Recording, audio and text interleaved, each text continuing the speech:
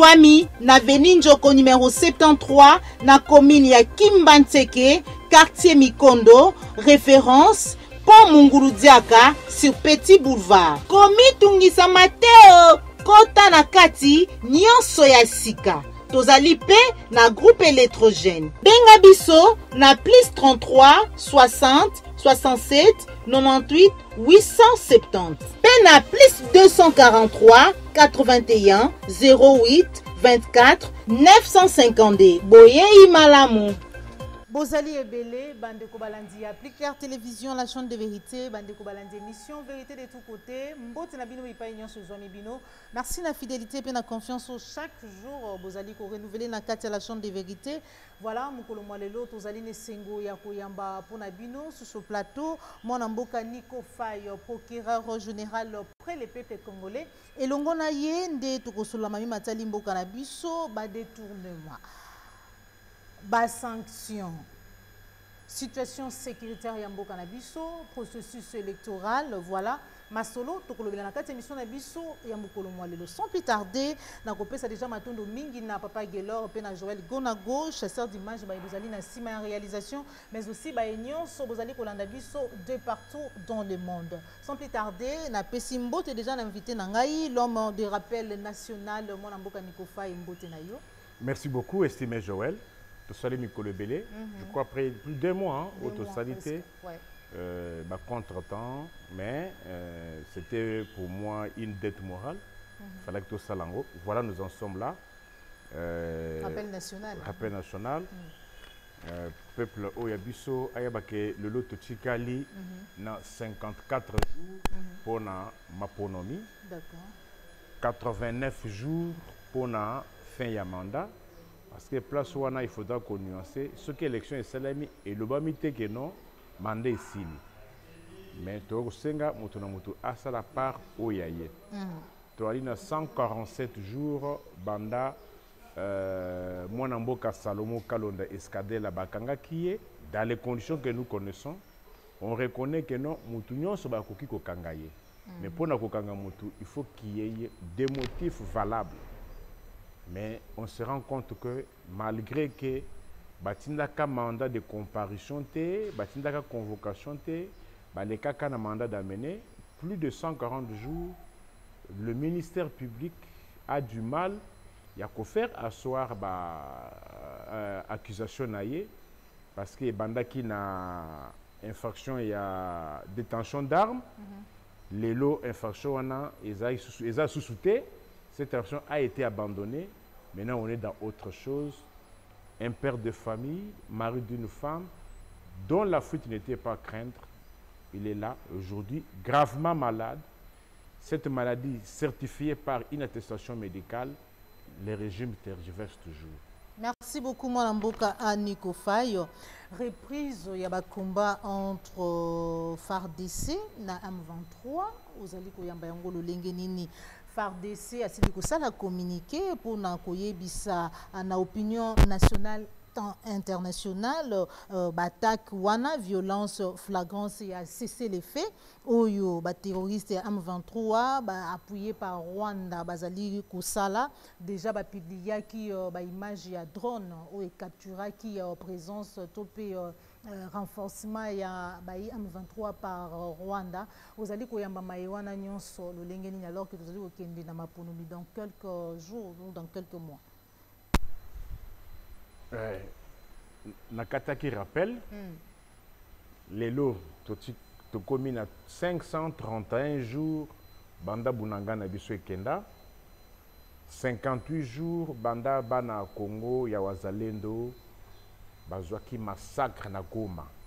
Le wazalendo mususu za combattre mais wazalendo mususu a été massacré. Na sala ba marche na organiser ba marche carnage abona tikala komona ngote 47 jours banda Mwanamboka notre estimé confrère Stani Boujaké Rabakanga Kaye sans mandat de comparution, sans mandat d'amener à vue de recherche pour un responsable directeur adjoint de publication il y a Jeune Afrique aussi je crois actualité.cd comment un tel monsieur peut faire l'objet d'un avis de recherche au moment où l'adresse est connue, même son poste de travail était connu. La détention est devenue la règle et la liberté est devenue l'exception. Makam au lobby à Est, ça commence moi à me fatiguer. Pour na peuple na yo koloba kaka. Pour parce que nazali kosenga na l'État à ça la part au yaye, mais je me rends compte que l'État ne fait pas sa part. Est-ce que ça peut avoir un sens, les lots que toi, que non, l'État, nous nous observons les cesser le fait, mais néanmoins les autres combattent. Bazo violé. Bazo violé. Et ont le droit de violer. Ont le droit d'attaquer. Mais vous l'agressez, vous n'avez pas le droit de répliquer, vous n'avez pas le droit de vous défendre. C'est quelle conception ça, madame, il y a l'État? Bref, moi j'étais déjà arrivé à la conclusion selon laquelle, au vu de ces indices, Kinshasa est complice. Bah, publier bah, image capturée par drone, il y a présence, il y a Mapinga au Rwanda. Bah, madame, s'il te plaît, je vous arrête. Je commence à me fatiguer. Beaucoup tant que Rwanda jusqu'à quand? Mais le Rwanda fait sa part. Mais vous, qu'est-ce que vous faites? Vous dansez seulement ici à Kinshasa? Quand on met la massacre à Kinshasa? Je commence à me fatiguer cette histoire de Rwanda. Quand Rwanda, est-ce que le Rwanda, lui, ne peut pas être attaqué? Rwanda, votre frère. C'est quoi cette histoire? Oui, vous avez vu les images, mais qu'est-ce que vous faites? Yo et pas na yo. Vous et pas na yo.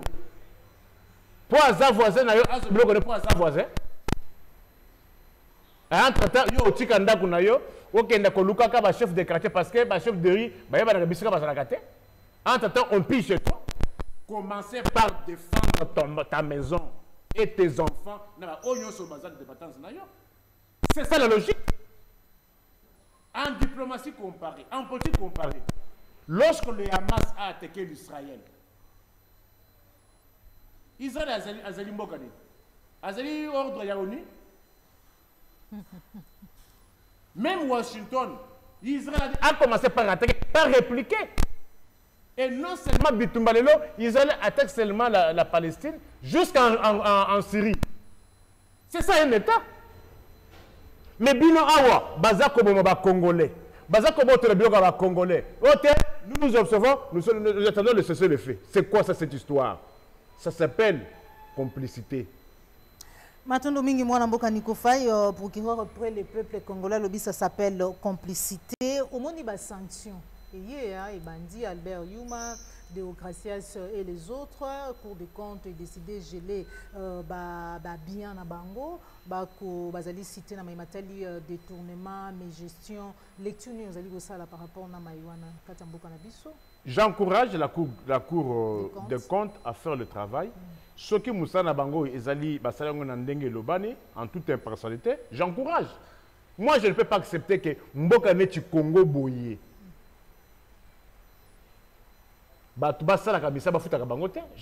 n'a pas de sens. Nous sommes les amis au Congo. Et fout à la francophonie, on va réclamer un paiement. Mais c'est tous les services. L'Assemblée nationale est pas. Assemblée, gouvernement, un paiement.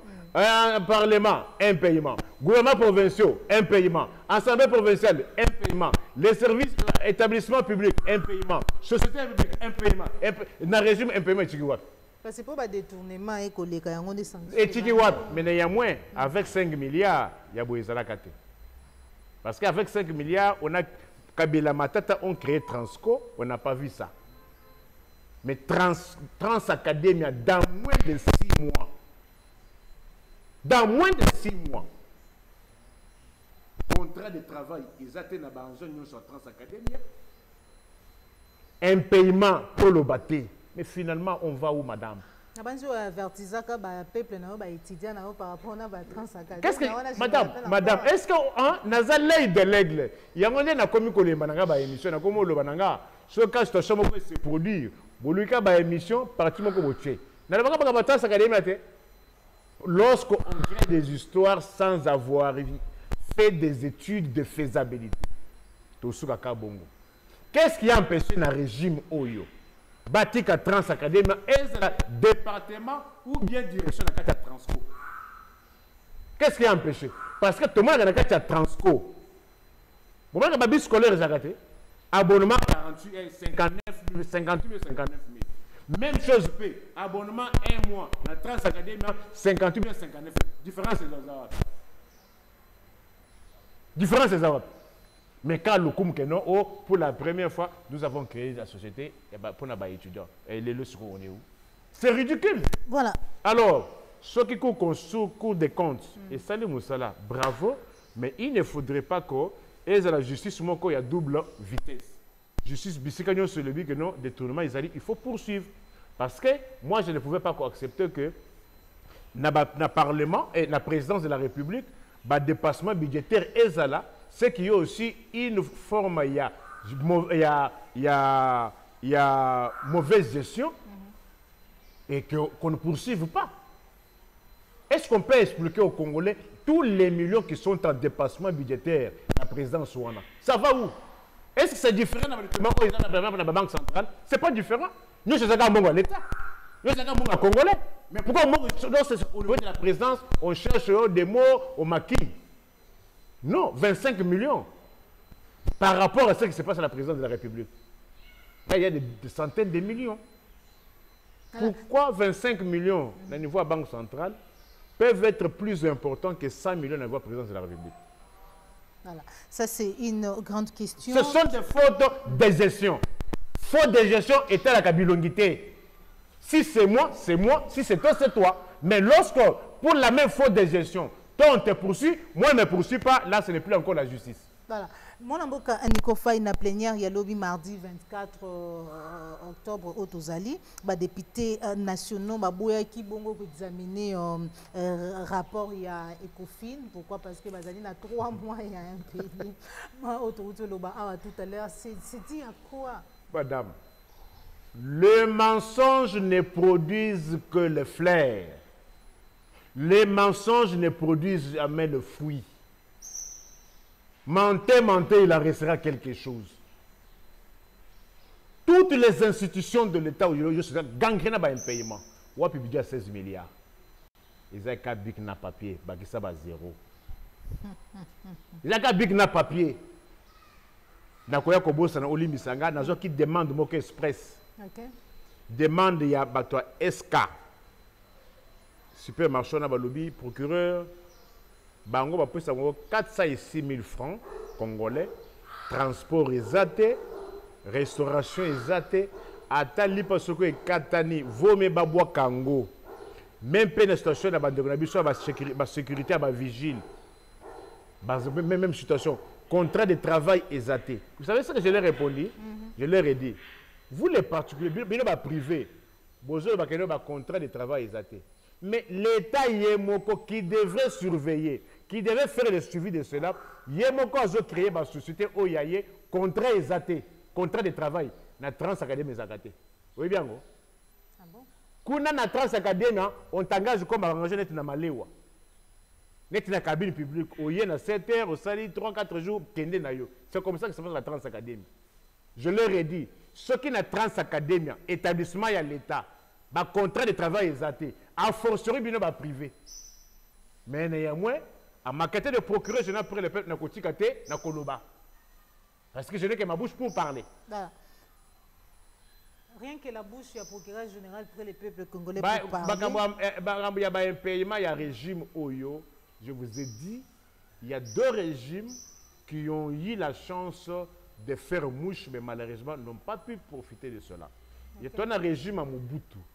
Mobutu Ayaki, après économie, il y a un béjo qui m'a cassé. Malheureusement, et quoi c'est l'économie congolaise.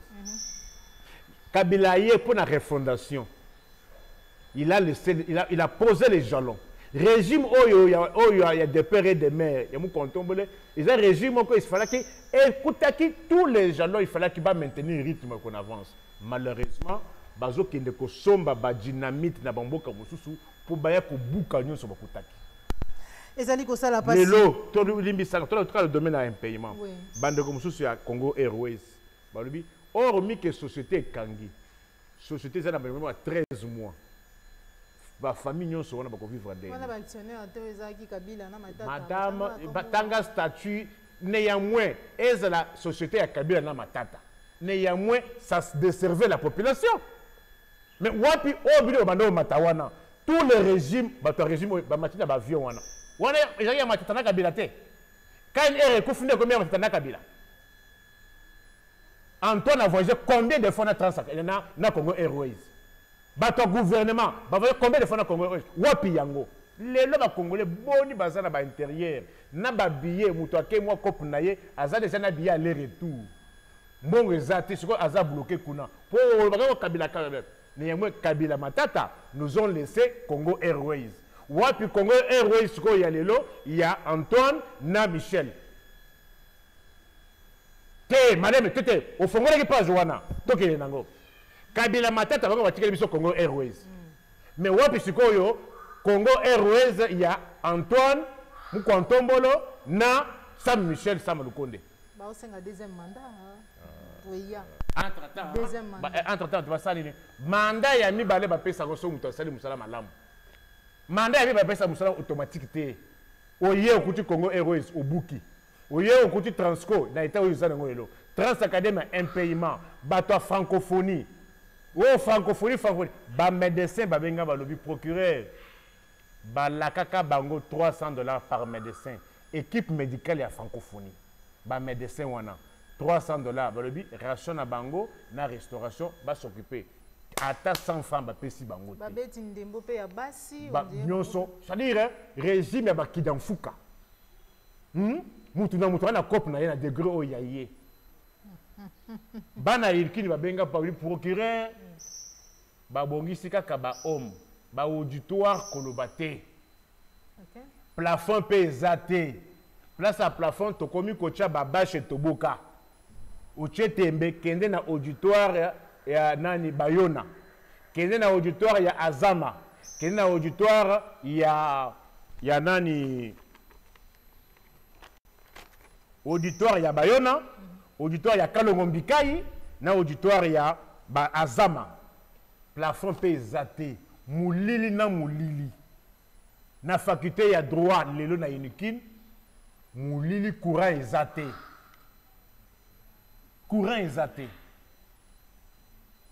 ba komi kotanga 3 heures une de cause ya élasticité ya bane na unikin ezanini auditoire ezate batongi te boyeka lokuta te batongi te babongisi pe ba auditoire te ba komi kotanga 3 heures par jour salle moko auditoire moko promotion G1 ba koyeko tangela wana basali 3 heures promotion mosusu G3 ba yepe batangi 3 heures ainsi de suite kuna ba 6 sur ce programme ya matière te précision que non au francophonie ba bongisi une kin au ba bongisi stade de martyrs ba bongisi stade Tata Raphaël oui ba tche ba penti ba bakisi ba tongi muloko mosusu soko kena stade de martyrs otali okena restaurant Ballon d'Or okuta on est bakati na biso 2000 francs on a ya ulizi wana nde ba tchekona na ba poignée ezate serrure ezate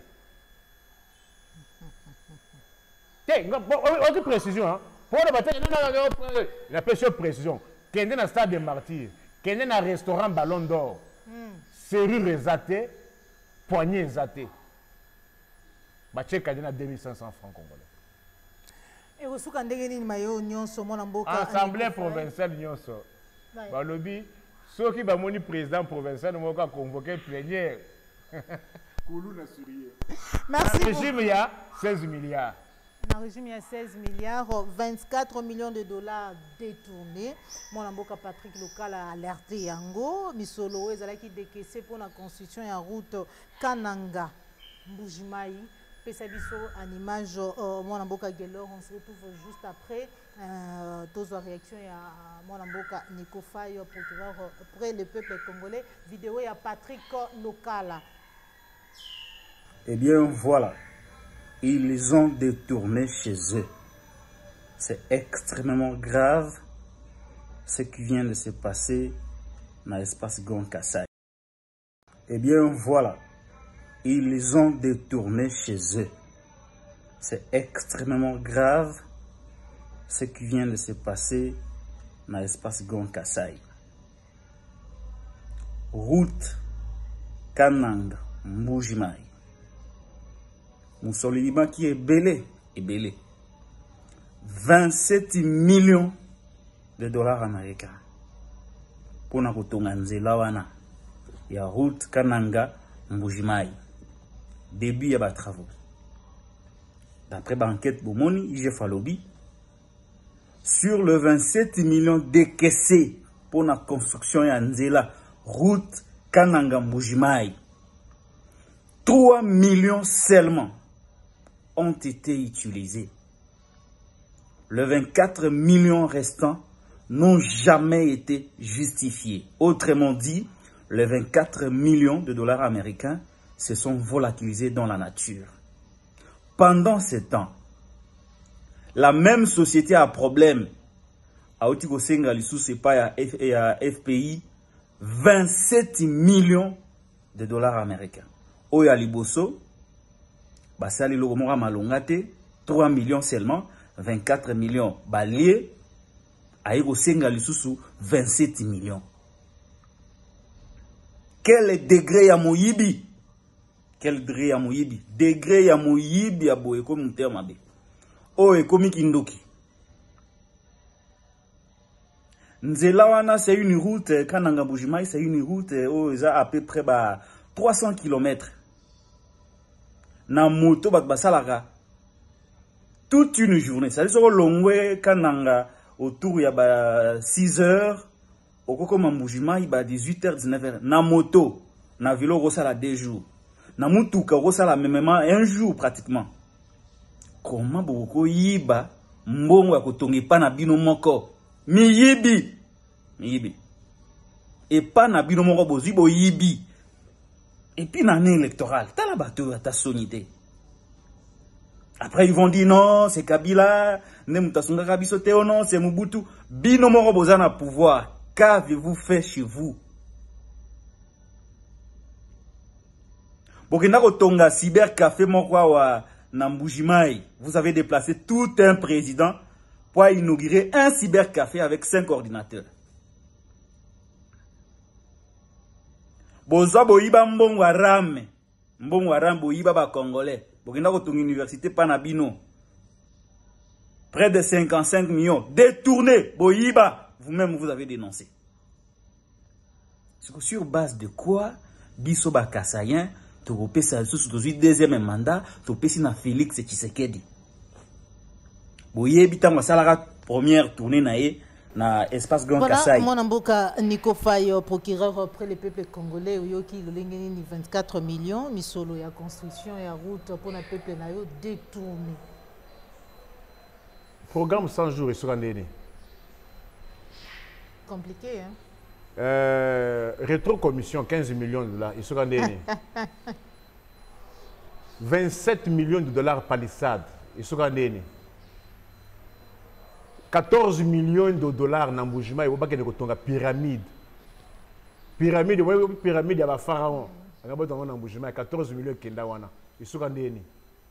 Au moment où, vous voyez que l'hôpital hôpital de la Mouya. Si les lois sont maté parce que bateau basala musala na hôpital wana ba futamate hôpital de la Mouya na Mbujimai ba prestataire ba futamate. C'est dans l'ADN de ce régime. Mais tu sais que ça qui si ba kota ya keno ko ça ba tumisala ba futakate parce que madame muso sa bongo hein na bi mun ndoko moko to bando coopérer na mingi kombo na ya sa kufa boli misanga nani te ba sombe. Miss Séraphin. C'est pas possible. Hein? Miss Séraphin, avant de traiter, surtout des cas graves. Ok. Mais, Batounaye Nyon sur un salon, ça va nous foutre à Bangote. À cause d'un bon 24 000 euros, les lots, à foutre à Bangote. Mais à Bimi à Okabamong na balabala. Je vous cite, non? Miss Séraphin Tebasso. Est-ce que vous avez vu comment on a un régime? Vous avez hôpital de la Mouya, na mbujuma itonga ici là ba prestataire ba zombongo te ti lelo. Oui que ba infirmier na grève. Personnel administratif ya ba hôpital ba na grève. Sous maternité peu gratuite et yo longa conseiller longa na bureau na yo kilo simba couche ya ba maman. Alors 24 millions. Voilà encore, tu viens encore de mettre de l'eau dans mon moulin.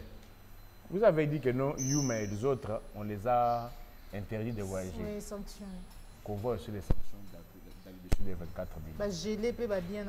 Qu'on voit aussi la même vitesse, la même rigueur vis-à-vis des autres. Mais on a vu déjà Sokok Abima, déjà OVD Abima. Il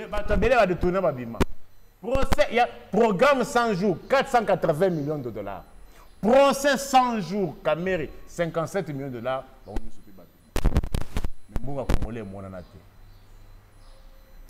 ezali kosala pasi Eliezer Tambolobi ete bazali kokosa président de la République ba kokosa ye akebisi bango ete bakendaka pe na ngambu mususu lie kaka lelo bakomi kokende mingi na Katanga na Lualaba pesa biso image ouais Sankour pesa la gata yo sala muto wa kende Sankour ezali vraiment pasi papa kende oyebi le mami pesa comment ça kende le mami ezali chwapa basi bakende chwapa hein.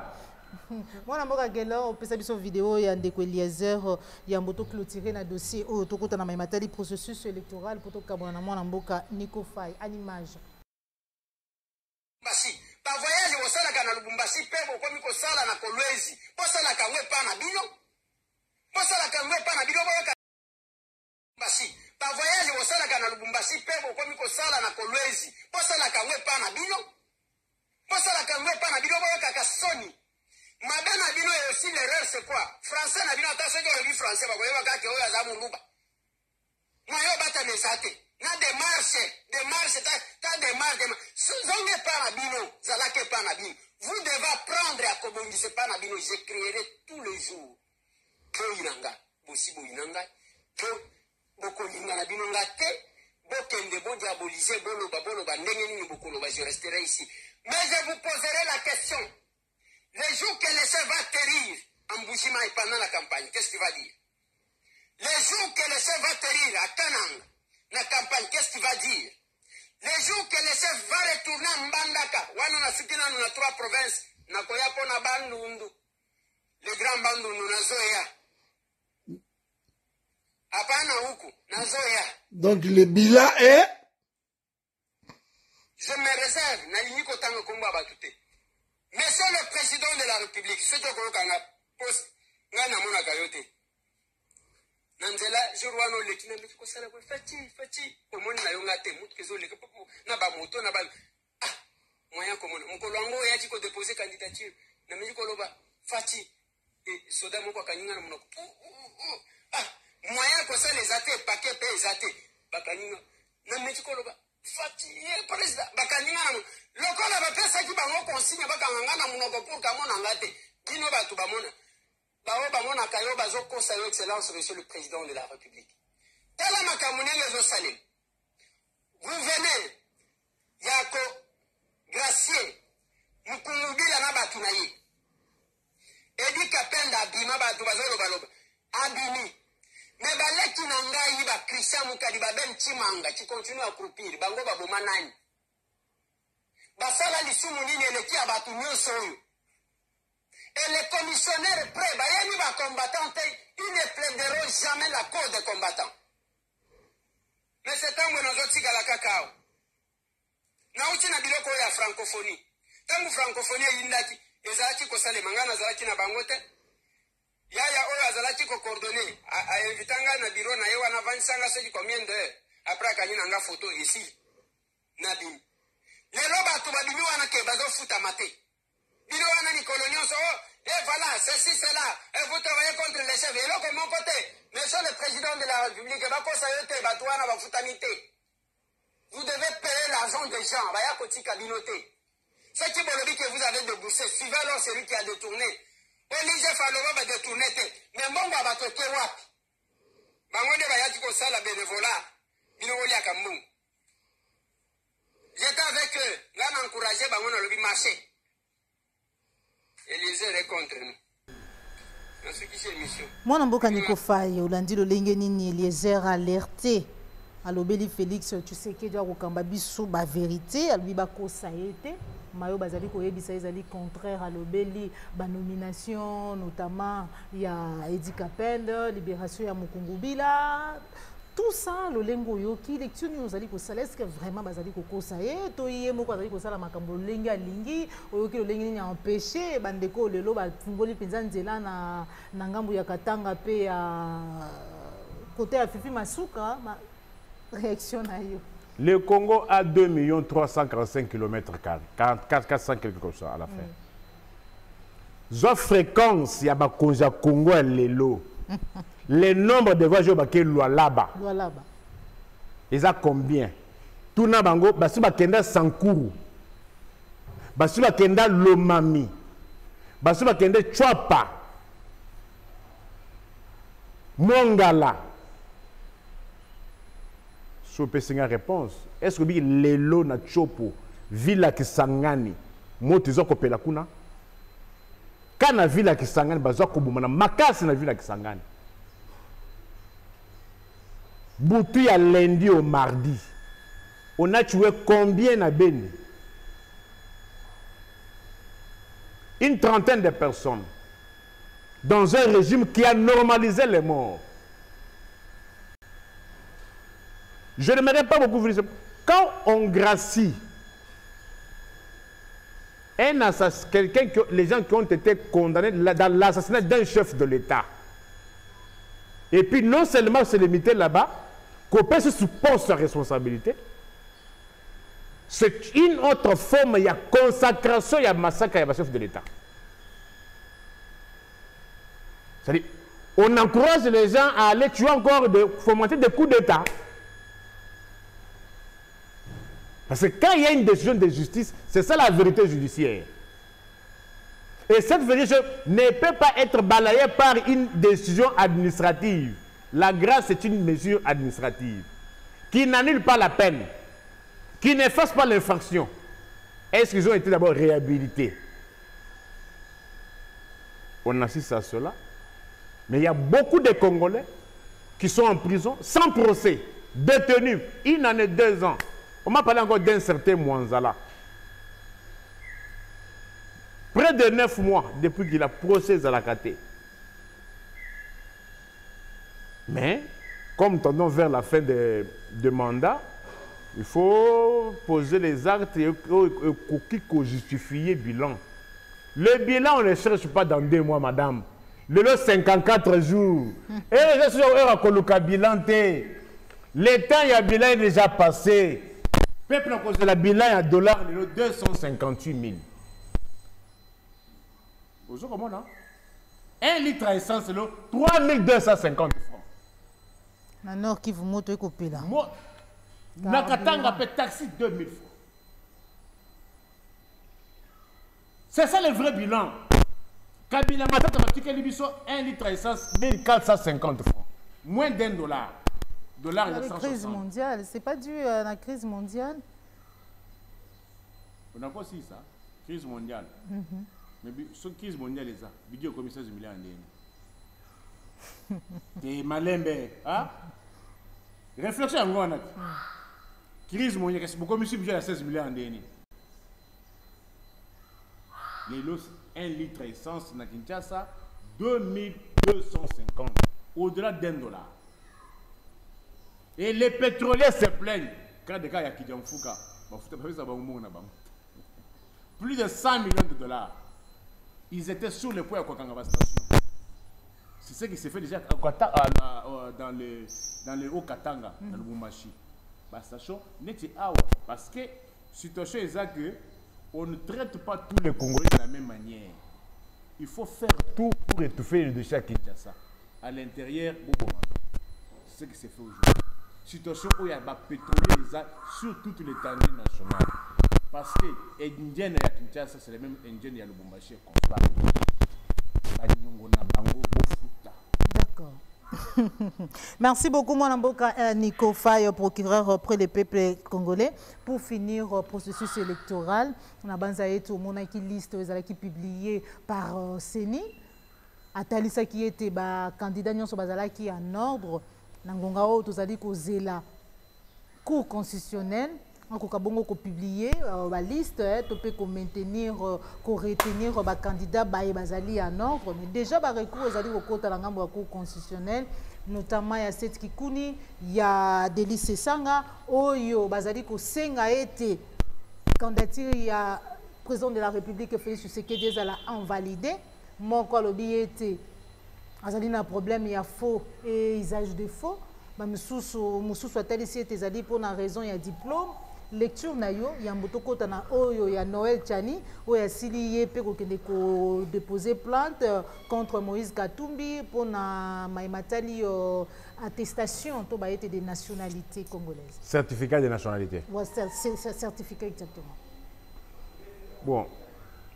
Ko funda mutu eza droit na yo. Mais ce ko fundi mutu ko lingate mutu o fundi alukelo preuve. Yaoundé dans droit balobaka actori incumbit probatio, c'est-à-dire il appartient à la personne qui allègue le fait d'en apporter la preuve. Okay. Si vous avez attaqué Matata, d'ailleurs j'apprends que Matata est à Kinshasa, contrairement au Toyokaki, Matata qui mis à exil, mais Matata est à Kinshasa. Pour quelqu'un, lorsqu'il y a eu la première affaire qui était en Guinée, dossier bandit Awa Moutolongo Guinée a rencontré justice. Il y a eu la Cour constitutionnelle s'est prononcée. Je me suis posé la question, comment un tel monsieur a un mal confronté justice pour cette fois-ci à un exil? Bravo à lui, il a accepté d'affronter la justice. Dossier, il y a Katumbi. Oya Zoro Bakeno, Katumbi a une double nationalité. Ce n'est pas à toi, ce n'est pas à moi. Et ni moi encore à Katumbi lui-même de se justifier. Oya lobby que Katumbi a une autre nationalité, qu'il apporte la preuve d'une autre nationalité. Ou est-ce que vous savez que dans un dossier récemment, il y a Mwanga Chouchou. On avait retenu l'infraction, il y a espionnage. Madame, le ministère public avait retenu l'infraction. Pour que cette infraction, il y a espionnage, ils allaient retenir, il faut oser la condition de la nationalité étrangère. Et personne n'a su démontrer à la Cour que Mwanga Chouchou avait la nationalité étrangère. Mais si on continue, un site il y a kadiochaformol.com et Tambala Bongo, Mwanga Chouchou rwandais. Mais prouvez qu'il est rwandais. Le ministère public, l'auditorat était incapable. De la même manière aujourd'hui, Moïse Katumbi, il doit être serein. S'il se repose derrière, que Moutou Oya Fundi, qu'il a une autre nationalité, a apporté preuve de nationalité. Ce n'est pas à Katumbi d'aller porter la contre-preuve. Katumbi a produit un certificat de nationalité. Qui du reste n'a jamais été attaqué en justice. Alors, si tel est le cas, Oya Fundi, Noël Tchani, c'est son droit le plus légitime. Voilà, parce que, oui, je vais cas par cas. D'accord. Que Noël Tchani a apporté preuve, il y a autre nationalité que Oya Katumbi congolaise. C'est ça le bon droit. Cette Kikouni, on a vu. Là, il se pose un problème, parce qu'il y a un endroit, il y a un principe de inniabilité des noms. C'est-à-dire, comment on peut changer en côté? Pour changer, il faut au même jugement et droit de grande instance. Au même jugement, on a par exemple, moi, Faye Nico Mbikaï, Odia. Pour comment Odia Mbikaï, na constitution na mon côté. Il faudrait qu'il n'y ait pas juge. D'accord. Juge dans ce jugement, on a à reconnaître comment on a changé qui combo. Ils ont dit Chilombo Tshisekedi, mais Lombo Chilombo Tshisekedi comme Tshisekedi Chilombo. Et en plus, plus il y a prénom. Parce que je vis, Félix Antoine et Félix. Voilà. Tout ça, ça doit faire à un débat. Ça appelle à un débat. Pourquoi ces changements de nom? Parce que la crainte, c'est quoi? S'il y a un autre, Tshisekedi Tshilombo, Félix Antoine, à cause de la paix, à Bomi Moutou. Et que Sikoyo, Bakende Kotome, Sikoyo sur Tshisekedi Tshilombo, Antoine Félix. Est-ce que Banyon soit on comprendre pour éviter de l'arbitraire, pour éviter des fautes judiciaires, Moutou Moussoussou à cause de peine à Kombowana, recherchez peine à Kombowana.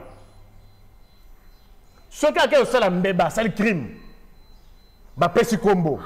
On tombe sur un passeport, Tshisekedi Tshilombo Antoine Félix. On va arrêter qui? Là, on va arrêter qui? C'est pour cela, changement, il y a Kombo, il faut essalement devant un juge. D'accord. Et consacrer Yango. Ce qu'on sali Yango na ndenge na omoko, ça peut vous coûter cher. D'accord. Mais on donne du temps au temps. De la même manière, il y a un débat juridique. Okay. Vous pensez-vous que non, si c'était pour un candidat à l'opposition, ça allait être une cause d'invalidation? N'a pas su la raison et c'est que non, il faut conserver Kombo Naye ndenge zalaka pour éviter que en cas d'une faute, bakoye na mutu mususu. En droit, c'est une autre personne. L'identité doit être complexe. Oui, Obama. Barack Obama. Kombo nezaka Barack Obama Hussein. Okay. Mais alingaka kolweba kombo ya Hussein te. Pour Hussein, ba américain ba kolweba kombo ya ba musulman te. Hussein ya kombo ya ba musulman. Na niveau politique ça peut passer. Ndenge to na cité, ça peut passer. Mais ce qu'on commet la justice keba. Au kuti batata wana bavandi balati bilamba noir. Identité. Ce qu'on kati keba. Barack Obama, président de la République, lors de son premier mandat, devant la Cour suprême américaine. Présentez-vous. Barack Obama à Soukeliwana. Alobi, juge à huissier, Téléma, Zongela.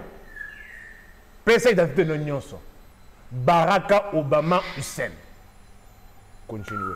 Merci beaucoup mon amboka à Nico Fayo. On dit que tu as émission na biso amukolo lelo. Mais kasi na ngambu ya tomoni tweet ya Patrick Lokala, je suis ça aussi dans une vidéo mais là papa Gelo Razali na yango prêté la vidéo n'est pas encore prête. Obipa Iwapi gouverneur ya Kasai central azali ko prévenir na ba opposants et peu importe au bakoki ko sala ba yebake si vous avez besoin de voix dans d'autres provinces, ici dans la province de Tshilombo, les candidats non louba sont prévenus. Madame, vous savez, est-ce que tu peux dire aux Congolais que je vous disais qu'on a rien de 50 ans? Auto comme lelo, c'est du jamais vu. Et ça Bruno Kalonda. Je crois qu'il habite la Suisse. Oui. Alors, Binga, le procureur. Qu'est-ce que je dois faire dans le climat où ils ont le Congo? Qu'est-ce qui me garantit que je serai en sécurité? Carte route, ça pose problème. Il y a une élection de carte. Tu as la carte. Tu as la carte. Tu as la carte. Si je suis peuple, qui peut aller voter avec une telle pièce? Et Bakaya Boezaboni, aujourd'hui, 4 cartes sur 10, il y a une situation. Remplacement, il y a carte. Duplicaté, ça va être ça. L'intérieur, ça le maté. Élection, on va Voilà, merci beaucoup mon amboka Nico Faye basali biso sine technique ete ngonga ekoki na kobandela kotanga tweet oh ya mon amboka Patrick Local asali. Si vous avez besoin de voix, allez dans d'autres provinces. Ici, c'est la province de Chilombo. Les candidats non luba, vous êtes prévenus. Wana Lolenge, mon amboka Patrick Local asili ko tweeté maloba ya gouverneur ya Kasai central.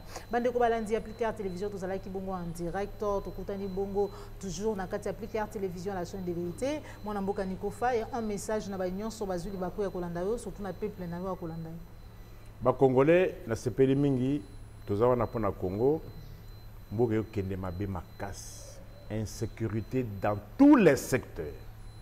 Quand on parle d'insécurité, secteur alimentaire, insécurité kolobaté, secteur salarial, insécurité kolobaté, secteur y a travail, insécurité kolobaté, insécurité à bisokutu batu.